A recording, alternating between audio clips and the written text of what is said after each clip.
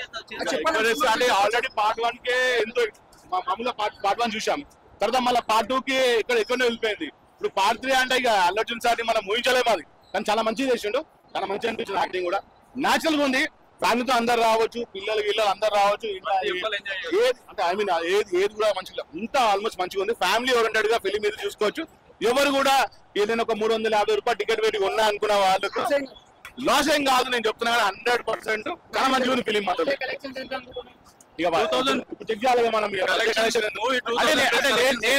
అంటే నేను ఒక యాక్చువల్ నేను ప్రభాస్ ఫ్యాన్, కానీ నేను అభిమానంగా నేను ప్రభాస్ ఫ్యాన్, కానీ నేను ప్రభాస్ ఫ్యాన్, కానీ కాకపోతే ఏంటంటే ఫిలిం దాకా చెప్పాను, ఫిలిం దాకా చెప్పాలి.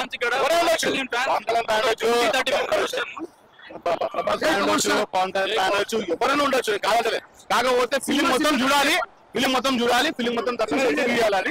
100% పైకి 5 ఇయర్స్ అంత చాలా మంది లాగ్ అంటారు, లాగ్ ఏం లేదు, స్టోరీ ఉండాలి. ఎందుకంటే ఈ మధ్య కాలంలో ఏ సినిమా రాలేదు, మీరు చెప్పండి.